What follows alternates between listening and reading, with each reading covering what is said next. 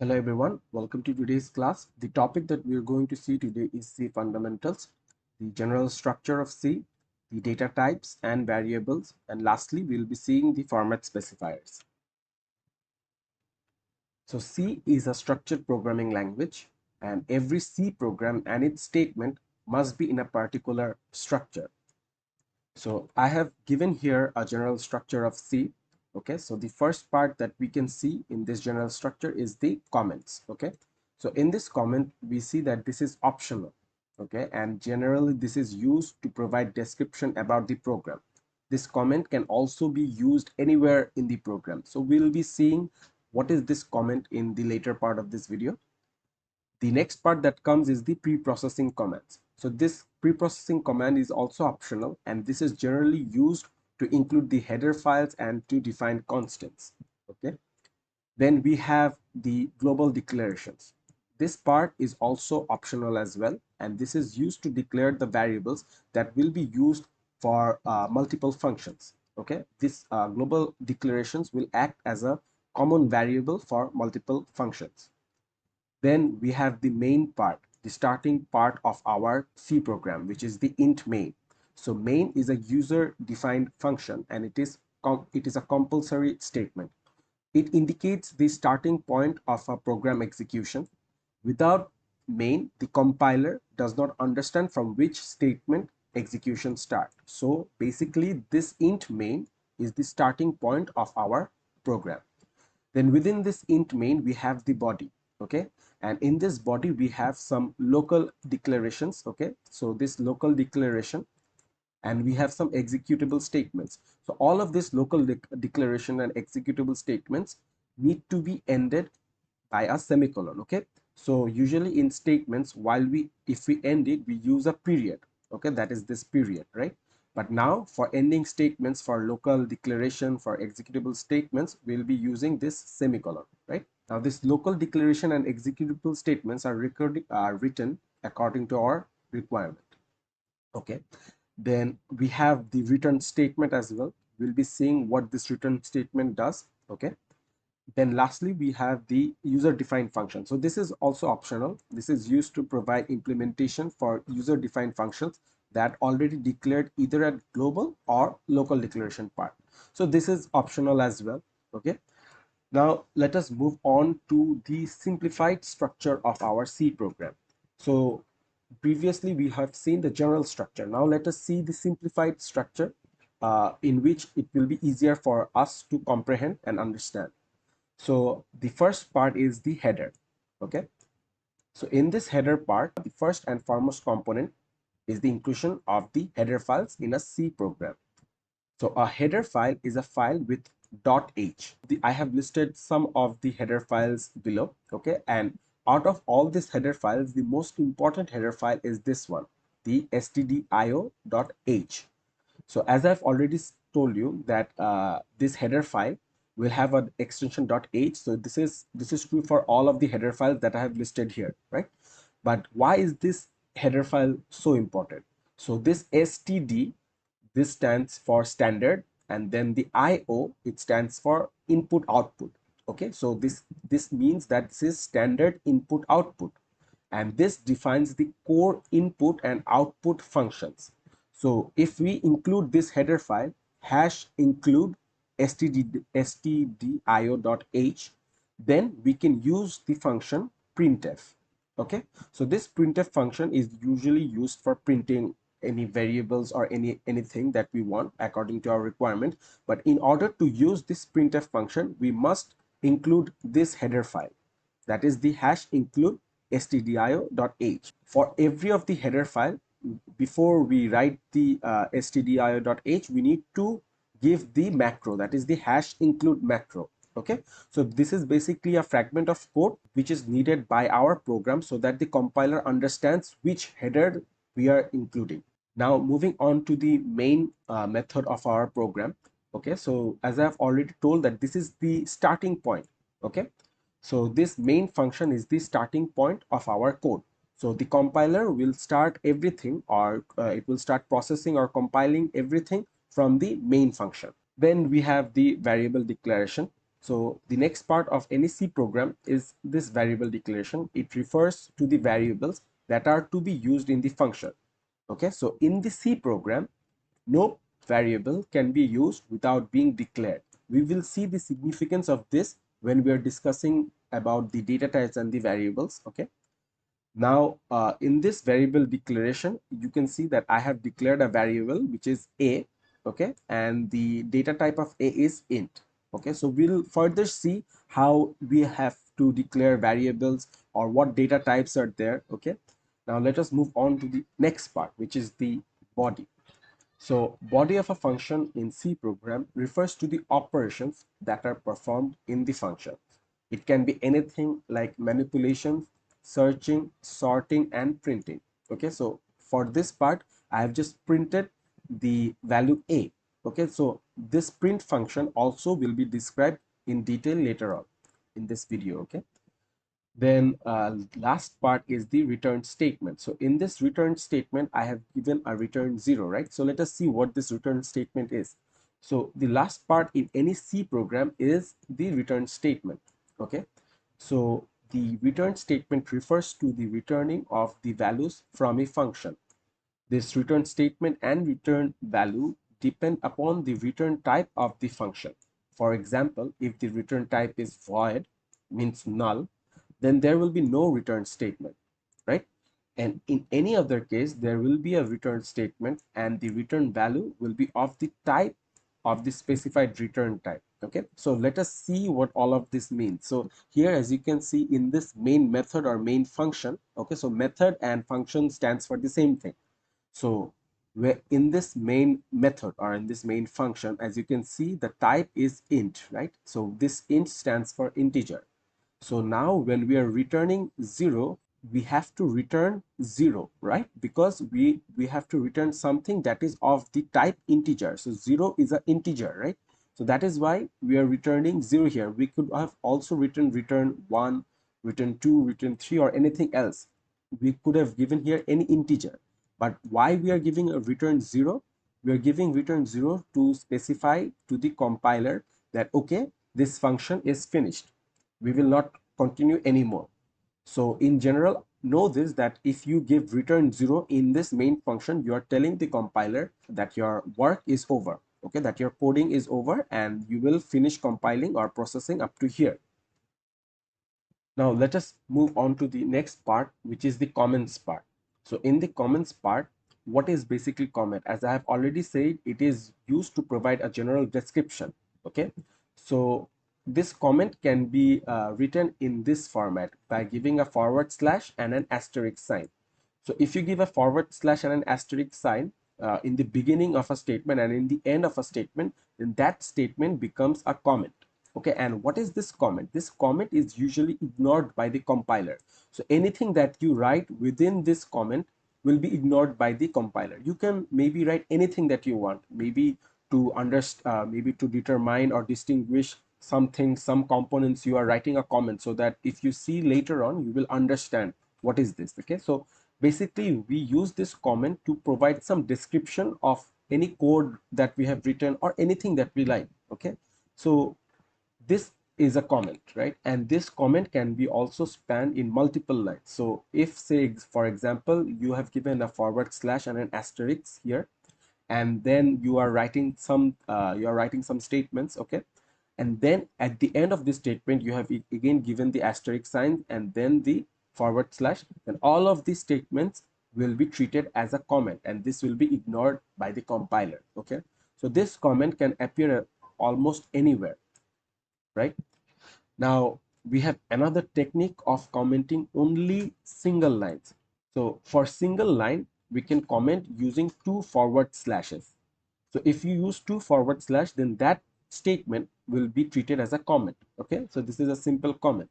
But for multiple lines, this technique can't be used. Okay, so what is your name? So the previously for the forward slash and asterisk, this could have spanned multiple lines, but for this is wrong. So forward slash and giving in the front and end will not be treated as a comment. Only this line will be treated as a comment and this will not be treated as a comment. Okay, so you cannot use this technique for this one. Okay, just for this one, you can do this for multiple lines. Now moving on to the next part, which is the data types and variables. So each variable must have a data type.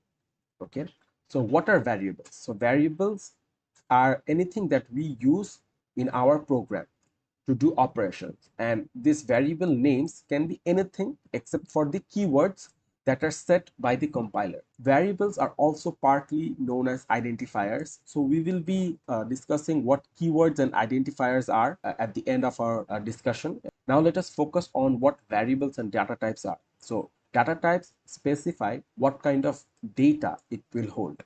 Okay, so the syntax that we use for this data type and variable, since they go in hand, is the data type, we give a space, okay, then the variable name. So let us see some of the basic data types and the declaration of variables with it. Okay, so some of the data types that I have listed here is integer. Okay, so besides this there are also other data types, but these are the most common used data types. Okay, so the first one being is the integer. So the keyword that we use in our program to define what an integer is, define the type of integer, is int. For character, we use char, right? Then for float, we use float, but the float will be in a small letter, right? For double, also we use the keyword double, okay? And this will be all in small letters for float and double. So this int is used to store an integer value, okay? Then this char is used to store a single character. So this float and double, they are both used to store decimal numbers, but the significant digits of precision for double is more than that of float. So we can use 7 significant digits of precision, that is the total number of digits can be 7 before the decimal point and after the decimal point. So there can be 7 significant digits that we can use for float, but for double we can use up to 15 significant digits. So the total number of digits before and after the point can be 15. Okay, okay, so for different compilers this is different, the significant digits. So usually for different compilers it should be between 6 to 9. Okay, and for double it should be between 14 to 18. Okay, so for different compilers the storing of significant digits of precision is different, but for now we will see for our compiler, GNU compiler, we can store up to 7 and 15 significant digits. Now let us see some examples of this data types and variables. Okay, so here, as I have told you, the data type is int and the variable is a. Okay, so the variable, as I've said, the variable name can be anything except for the keywords, right? So you can write anything, not only a, you can write your name even, or you can write anything, literally anything except for keywords. So that will be your variable name, and after giving a variable name you must define the type of the variable, which is int here. Okay, now for this variable a, I have stored the value 10. This is the first example for our integer. Then moving on to the character data type. So here we have declared a variable b. Okay, and the data type of b is char, which is char, right? So this char is the character data type and it is holding the character value s. Okay, so when we are defining a character data type, if we want to assign it, we need to assign it with a single quotation mark. Okay, and this character is used only to store a single character, so you cannot store multiple characters here. Only for storing a single character you can use this character data type. Okay, then we have float. Okay, now this float is basically used to store decimal points, and the data type here is float float. Okay, and the variable name is c, and I have assigned c equals to 39.1165, right? Then similarly for double, the data type is double and the variable that I'm using here is d. So all the variables, as you can see, that I have used is a, b, c and d, and the types are given before them. So you must declare the types before the variables, right? So the types are the int, char, float and double. Okay, and also I have, as you can see, I have assigned some values to it as well. So for double, I have assigned 39 point some decimal points, which is larger than that of C. I mean, the variable C, because the double can store more significant digits of precision than float. So I would recommend always, if you are working with decimal numbers, to use double. Okay, because float might give you some errors, because if you want to store significant digits which are more than 7, then it might give some compilation error. So if you're working with decimal numbers, always use double. Okay, now how are the ways we can declare these variables and how we can assign them? Okay, so the as I've already mentioned, the variable must be declared before using, right? So we must declare this variable before we use them. Now we have to specify the type of the variable and then its name. So here we have the type, which is integer, and then we have the variable name, which is height. Similarly, we have the variable type float, and then we have the variable profit. Okay, so similarly, we can declare several variables of the same type. Okay, how can we declare several variables of the same type? We can declare it by this means. So there are 1, 2, 3, 4 variables here, right? And all of this fall within the type integer. So instead of declaring one by one, like int height, then int length, then int width, what we are doing is we are declaring them simultaneously, right? So how to do this? We write the variable name, then separate by a comma, and then again write another variable's name. So in this way, we can declare countless number of variables, okay, as much as you like. Similarly, with the integer type, okay, for float type and also the other types of data types, we can declare variables in this manner as well. All right, now moving on, assigning values to the variables. Okay, so shown you in the previous example, we can assign a single value to a variable. We can also assign values to the several variables that we have declared in this manner. Okay, so in this way, you can see that we are assigning these values to height, length, and width. Okay, similarly, if we have say more than 3 5 variables, and we want to assign the values only for these 3 variables, then we can do so, and for the other variables we might not do as well. Okay, so it is up to our requirement.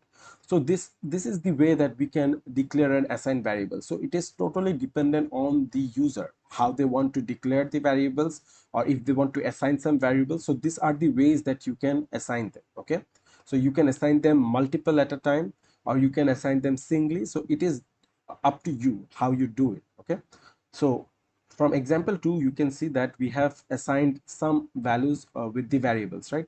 So after the values are assigned, okay, variables can be used to compute other variables. So say for example, we are declaring a variable volume, right? And the volume data type is int. So we already know that from this example that the height, length, and width is given, right? So we can use this height, length, and width to compute the volume of this declared variable, okay, which is volume. This will basically multiply. Okay, this operation will basically multiply this 10 into 20 into 30 and give us the value of volume. So moving on to the next part, which is the printing and format specifier.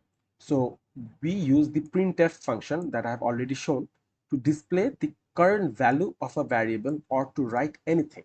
So for example, you can see here, so we are using this printf function to write this hello world. Okay, and in this output, the output will show or display the hello world. So how we are doing this? So after writing printf, we give a parenthesis, or this is the first bracket, right? So within this first bracket, we give a double quotation mark, and within this double quotation, anything that we write will be printed or will be given as our output in the console. Okay, so here as you can see, we want to write a message. We have declared a variable height whose type is int, and here 33 is the current value of the variable height. Okay, so we want to print this variable height. So how can we do this? So within the printf function, okay, the first bracket, we are giving the double quotation mark, right? And within this double quotation mark, what are we writing? We are writing height. Okay, then we are giving a colon. Okay, and then we are giving this percentage d. Okay, so after giving this percentage d, we are giving a slash n. Okay, and then after this quotation we're giving a comma and writing height. So what are all of this? Okay, this output will give us height, this height, okay, this height, then this colon will be also printed. Then what is this percentage d and percentage and this slash n? So this percentage d, okay, is basically the placeholder or format specifier indicating where the value of height should be printed. So this percentage d is our format specifier. Okay, so that is what format specifiers are. That is the placeholder, okay, of our variable. So our variable is height, right, this height, and we know the value of this height is 33. So in order to determine this height value, we are using this format specifier percentage d. Okay, so this percentage d refers to this variable height, and this percentage d will print the value of height, which is 33. Now coming to this slash n, so basically this slash n is a new line, so this will print a new line. Okay, so this will come in handy for later sections. Okay, but just now know that this slash n is our new line. Okay, so the format specifier that I have shown is the percentage d, which is basically the placeholder of our variable, which indicates our height value. Okay, it is used during our input and output. I have shown you for our output. We will be seeing how we use the format specifiers for our inputs as well. So this format specifier is a way to tell the compiler what type of data is in a variable during taking input using scanf or printing using printf. So some basic format specifiers used during reading and writing inputs are given here. So let us see what are the format specifier for the data types integer, character, float, and double. So for integer, the format specifier is percentage %d. Okay, so you have seen already for printing the integer data type, okay, we use percentage %d, right? Then for character, we are using percentage %c, right? For float, we are using percentage %f, and for double, we are using percentage %lf, okay? So let us see some example for printing. So here I have declared a variable a, which has the value 10, okay? Now, when I print it, if I want to print it, then what I do is within the printf function, I give the first parenthesis, right? Then I give this double quotation mark, okay? And after this double quotation mark, I am separating this with a comma, right? Then what I'm doing is I'm writing a, okay, equals to percentage %d, and this percentage %d will indicate this variable a, which is 10, right? So my output will be a equals to and this percentage %d, which determines this variable a, is 10, right? So it will print 10 here. Okay, and yes, I have given the slash n, which means that it will print a new line here. Okay, so this will be, okay, let me erase this. Okay, so this will be our new line here. Okay, now for character, so we have declared a character b, it has been assigned the value s, right? Now if you want to print this character b, okay, if you want to print s, how do we do that? So here within this printf function, okay, within the first parenthesis and the double quotation mark, we are giving that the character is percentage %c, and then with a comma we are giving b. So this percentage %c indicates this b, okay, and this b is what? This b is the s, right? So in our output we will have character is, so here we have, you see the character is and percent %c, which means this is the variable b, and the variable b is s, so this will be s. Okay, so here for float, you can see I have declared the variable c and I have assigned a value to it. Now when I print f, so I am printing the float value. All the things that I'm writing within this printf will be given as the exact output. So you see I've given here float value. The float value is also coming here as the output. I have given here character is, also character is coming here as the output. And here I'm giving a equals to, and here in the output a equals to is coming. Only difference is the format specifiers. So the format specifiers that I'm using, the percentage %d, percentage %c, that this will basically refer to the value of the variable, okay, the current value that the variable is holding. So for this float c, what we are seeing is we are printing the float value, okay. For float value, the format specifier is %f, but here what we are doing is we are using %.2f. now you can only give %f as well, but we are using %.2f in order to specify only 2 decimal digits after the decimal point. So here in your output, the float value equals to 39.11 will be printed. The 65 will be ignored by the compiler, since we are telling our compiler to just print up to 2 decimal points. So .2 is given to just print up to 2 decimal points. So hopefully this is clear. Again, for double, I am declaring a variable d, okay, and I am assigning a value to it. Now in our printf, what I'm printing is d colon. So d colon is printed, the exact form is printed. Then I'm giving the format specifier which holds the value d, right? And this d value holds this current value, which is 39.1165. So this value will be printed, right? So since the precision of d is higher, it will print some leading zeros as well, okay. So there is no limit to the number of variables that can be printed by a single printf, okay.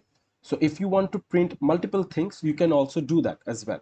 So how you can do that, let me show it here. Here for your height, you want to print the height and length, okay. So how are you doing it? You are printing your giving your height, then %d, and then you're giving your length and %d, right?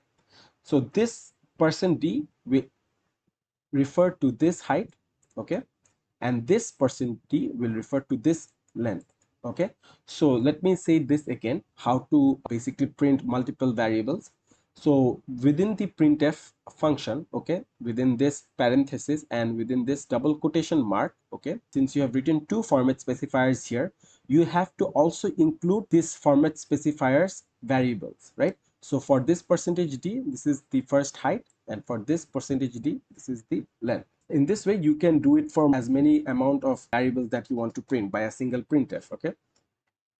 Now finally, moving on to the reading input from keyboard. So in order to take input from the user, we use the scanf function. So scanf also requires a format specifier to specify the appearance of the input. So if we want to take any input from the user's end, we use the scanf function, right? We use this scanf function. Okay, so now here you can see that I have declared a variable, okay, which is x, but I'm not assigning any value to x because I want to take this value of x from the user's end. So how can I do that? I can do this through the scanf function, okay. Now the printf and scanf function is almost similar, okay. The only difference is here we will be using and before the variable, okay. So as you can see, we are using the first parenthesis or the first bracket, and within the quotation mark we are using the format specifier for the integer, right? So we are using the format specifier for this integer, okay. Then after the comma, we used to only give the variable that the format specifier used to indicate, right? But now we are not using only the variable. Before the variable, we are using a and as well, okay.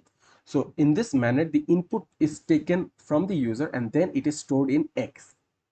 Now this and symbol usually is required while using scanf, but not always. We'll see when it is not used, okay. But for now, just keep in mind that for scanning anything, okay, for taking input, we will always be using and before our variables, okay.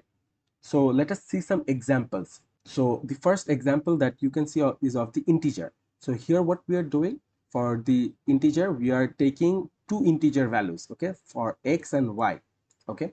Now here for x and y, what are we seeing? So x and y are my two variables that I have declared earlier. So I have not written it here. So int, okay, int x and y, int x and y are my two variables, okay. So I have mentioned this before, but keep in mind that after writing any statement, you must give this semicolon, okay. So this semicolon is must, don't forget it or there will be compilation error. So you can see for every statement I'm using a semicolon at the end. So for every statement you must use a semicolon, okay. So the first example, as you can see, is for the two variables x and y that I have declared. Okay, if I want to scan this from the user, of if I want to take the input from the user, I'm using the function scanf, and then I'm using %d, comma, and x, comma, and y. Okay, so in this manner you can take two inputs from the users of the variables x and y.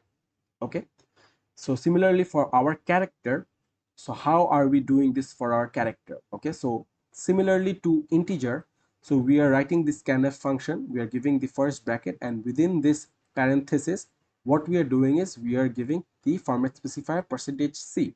So one thing to notice is the difference between scanf and printf is that we cannot write anything that we want within this double quotation mark. We can only include the format specifiers here. In printf, what we did was within the double quotation mark we could have written anything, and that would have given as our output as well. But for scanf, we just have to include the format specifier, that is the %d, %c, %f, or %lf. So in scanf, since you are taking this input from the user, you cannot write anything or besides this format specifiers. So for character, you can see you have the %c, and we are giving the and %ch. So basically this ch is our variable, okay, that we have declared beforehand. So this ch is our variable, and in order to take the input for ch, we use this scanf %c, comma, and ch. Okay, then for float, similarly, say for example we have declared a variable float. Okay, float a. Okay, and this for float a, we are scanning using this %f. Okay, we are using the format specifier %f, and then with comma we are using the and a. Similarly, if we want to use double, okay, so we are using double, right? So for using double, we are declaring the variable b. Okay, and after declaring this, we want our user to give the input. So what we are doing within this bracket, we are giving the double quotation mark, we are giving the format specifier for double, which is lf, and after this we give a comma and give the variable double's name, which is b. Okay, so all of the variables that I'm giving, say for example for x, y, ch, a, and b, all of these variables, after taking the input from the keyboard, the values will be stored to each of these variables. Okay, so now let us see how multiple inputs can be read using the scanf. Okay, now here I have declared two integer values I and j, and I have declared two float variables x and y. Now using this scanf function, okay, I can use this scanf function in order to take inputs from the user. So here for the scanf function for I and j, I have to use the format specifier %d, and for float I have to use the format specifier %f and %f, right? So here between this %d and %f, you can introduce a space if you want. You can also not introduce a space. So if you even if you use a space, then the scanf function will ignore the white space. Okay, so if you want to use a space, it's totally up to you. Then after this, you are giving the and I and j and x and y. So in this manner, the user will be giving input. So as you can see, the input that I'm giving for my first two integers are 3 and -93, right? And for my float value x and y, it is 2.4 and 101.76. So all of these values will now be stored in I. For 3 it will be stored in I, for -93 it will be stored in j, for 2.4 it will be stored in x, and for 101.76 it will be stored in y. So how is this scanf working? Basically this scanf tries to locate an item of an appropriate type, skipping blank space if required. So as you can see in scanf, the first format specifier that I have used is %d, which means that it is of the integer type. So in my sample input, as soon as I have found an integer, okay, this integer will then be assigned to the format specifier variable, which is I. So this 3, as soon as I have found 3, this will be assigned to I. Okay, so the next input is also an %d, which is also another integer. So how do I separate between this 3 and -93? So as you see in the sample input, I am giving a space. So each time that I am giving a space, the input will stop, okay, because the space doesn't belong to integer type, right? Does it belong to integer type? No, it doesn't, right? So this space will treat as a separator between this and this. So after I have given space here, my compiler will move on to the next %d or the next format specifier, and it will see what the format specifier is. So here the next format specifier is %d, which is another integer, and here in the sample input, after space I have given -93, so which is another integer. So this -93 will now be stored in J. So after this 93, there is another space, and this space doesn't fall in this %d, right? Does it? No. So since I am finding a character which doesn't belong to the integer, my compiler will move on to process the next input, okay, and the next format specifier, which is %f. So the %f, for this %f, in the input section I have given 2.4. So this 2.4 will now be treated as the float variable, and it will be stored in x, okay. And this, after this 2.4, what I did was I gave a space again, right? This space doesn't also fall in the float type. So all the space characters doesn't fall in the integer or float type. So in this manner, I can take input from the user, okay. So basically what it is doing, this scanf, it reads an item, okay. So it reads an item, say for example it is reading 3, then it stops when an item cannot belong to a character. So here when it encounters a space, the scanf, okay, in the input section, it sees that it doesn't belong to the %d or the integer data type. So what it does is, the item that it previously read up to that part was read successfully, and it will continue processing the rest of the input.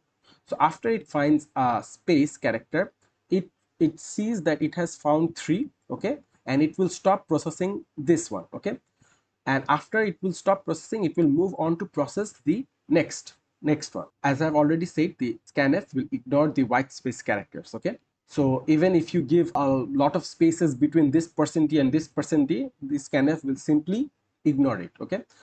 So this scanf function will wait until you have pressed enter before it converts this string into the internal binary format used by the computer, okay. So basically the scanf function, so after giving this input from our console, after we have pressed enter, this input will be processed, okay, and then it will be assigned to our individual variables here.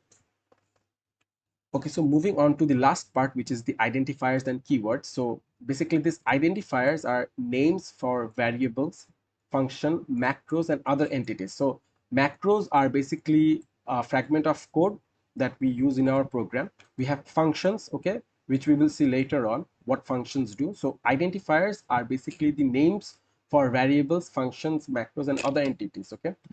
So this may contain letters, digits, and underscores, okay. So it must begin with a letter or a underscore. For example, you can see this is beginning with a letter T, this is also beginning with a letter G, and it also has underscores here, and this is beginning with a underscore here. But it is actually best to avoid identifiers that begin with an underscore, okay. Now, here are some examples of illegal identifiers, which is 10 times. Since we are using number here, this cannot be an identifier, since identifier must begin with a letter or an underscore. Then we have get next line here, get next new line. We have this character here. So we cannot use characters for identifiers. We must only use letters or digits and underscore, and this must begin with the letter or an underscore, okay. Now here one thing to notice is C is case sensitive. So it distinguishes between the uppercase and lowercase letters. So as you can see here, I have the word job here, and I have 8 combinations of job, okay, and all of these 8 combinations are different from each other, as you can see.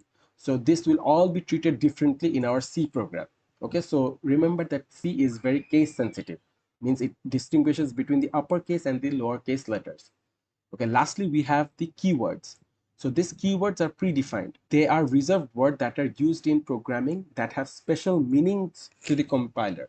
So keywords are part of the syntax that cannot be used as an identifier. So for example, int, double, float, then auto, break, case, for, switch. So these are some of the examples of keywords. So these are already predefined in our programming language, and this cannot be used as identifiers, variables, functions, macros, names. Okay.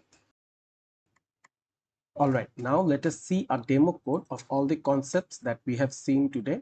So what you're going to do first is you're going to open code blocks, and then you're going to go to the file section, and from the file section hover on new and then click on the empty file. Okay, so after clicking on the empty file, what you're going to do is you're going to press Ctrl S. So after pressing Ctrl S, you have to give a name to this file. So I'm giving a name. You can give any name that you want, but in the end you have to write .c. Okay, so basically what this means is this is the C program. Okay, now let me zoom it so that you guys can see it. So firstly what you need to do is you will include the header. Okay, so hash include. Okay, and the header file that you're going to include is the standard input output header file, which is the stdio.h. Okay, so moving on to the next line, you're going to type in int main, which is your main method, and then you're going to give a second bracket. Okay, then let me declare two variables, so x and y. Now I'm going to assign a value to y.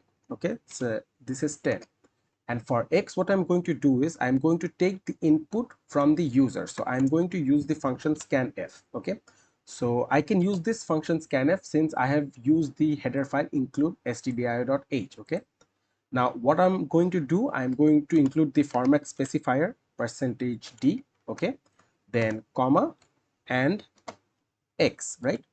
Then I'm going to give a semicolon. Okay, so in this way I can scan the value for x. Then in the next line what I'm going to do is I'm going to declare another variable add. Okay, and in this add what I'm going to do is I'm going to store the addition of x and y. Okay, so x and y. So after I have stored this addition, what I'm going to do is I'm going to print the value of add. Okay, so now what I'm doing is addition of x plus y equals to, so this will be percentage d. So why is this percentage d? The add here is of the data type integer, right? That is why we will be using the format specifier for integer, which is %d. And after this we are going to give a comma and then write the variable's name add. So this %d will now point to this add. Okay, so the value of add will be printed over here. Now give a semicolon, and in the end you write the return statement. Okay, return 0, which means that your program will end now. Now go to this section, which is the build and run, and just run it. Okay, so here firstly what we are doing is we want to take input from scanf, right? And we want to take the input for x from the user. So what I'm going to do is I'm going to give an input. So I'm giving 15, right? Now if I give 15, the result that I am getting is 25. So 10 plus 15 is 25. So addition of x plus y equals to 25. So the value of our integer add will be 25. Okay, so this will be all for our demo code. Thank you. This will be all for today's class. Hope you have understood and enjoyed the class as well.